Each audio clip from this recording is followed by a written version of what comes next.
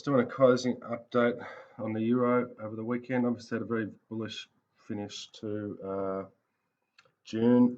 In fact, we took out on a closing basis the semi-annual and the quarterly pivots, and indeed the monthly pivots. So we took out all three upper bullish pivots on a closing basis. So expect more out of the euro going forward. In the short term, you'll probably retest support. So where is support right now? Well, at the weekly level, we've got support just here at 114, 103 on the. So a weekly close under that could open up a retest of the breakout level, which is right here around the 113.227 area. That's now our monthly bearish level. So only a monthly close under 113.226 would see a reversal in the euro to the downside. When we look at our qualified support and resistance, one thing that stands out there is the fact that resistance has not moved over price yet. So what do I mean by that? I mean, none of these weekly levels here have moved up and become resistance. So that tells me that despite this market maybe being overbought in the short term, some of the lower time frames, we've still not seen a weekly resistance created. So looking for opportunities as the euro back test support here. Looking at the volume profile, it's pretty clear there's a bit of a gap that opens up sort of under this 114 area. Can move quickly through there. Right now, there are signs of exhaustion in the short term. We have this participation of time signal indicating it's a little bit worn out for the upside, and also this stepping process which is building. And that's not complete until the end of today's session. But what is that? Well, if I add in this stepping study down the bottom here, this is counting different time frames. So that blue one there is actually a 240-minute trend. It's got all the way up to a count of 9, which is high. So I'm interested to see what happens at the end of this intermediate pullback. Certainly no evidence that there's a major high in place. Would seemingly be by the dips at the moment, with that bullish close taking out quarterly, semi-annual and monthly.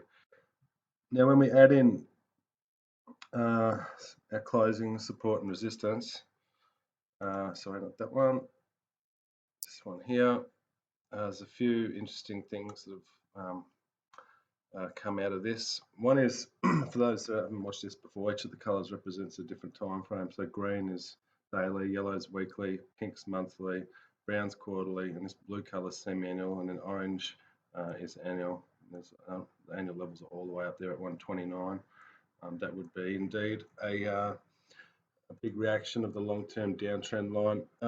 But right now we can see, and this is what we've been talking about a few times this week, we were not trying to sell the euro in the short term because until we saw this green line move above price. Now that's not complete till the end of the day, that movement, but the point being there is some sort of short-term test of support going on, and really I'd be interested in the back test of this 112925 area to start with, and certainly looking also for buy signals off this 114 area. But as yet, we don't have any buy signals. A buy signal to us is something like this, one of these little divergence green-based circles, or a little up arrow like that. We'd like to trade with the trend. It does look like the euro can correct down, however, in the first instance.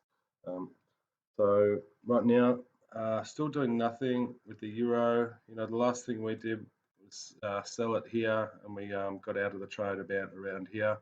Obviously, the market broke higher. We didn't chase it because we wanted to see where the end of the month was going to end up. It's ended up with a bullish close. Bullish close is now correcting down before I think another leg higher.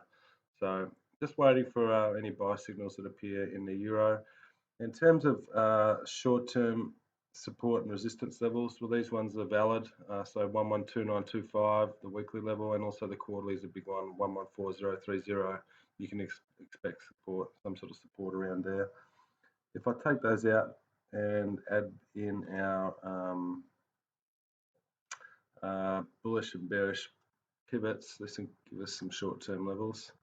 Okay, so on the day, critical levels here. We're already trading underneath the first down, so that's a bearish pivot there, 114430 on the daily basis, and the bullish is 115037. Now this is the futures, and you should also see some initial support at the weekly bearish pivot 114103. That corresponds with that quarterly closing support in the area 114030. So this is quite a strong zone, folks, around here, that 114 level. Look for any short-term buying signals there. If it does happen to break through there, you've got this strong support zone here from 11326 to 112925. It does look like the euro wants to go higher as we sort of move into this month and beyond. So just expect a short-term high. Hope that helps.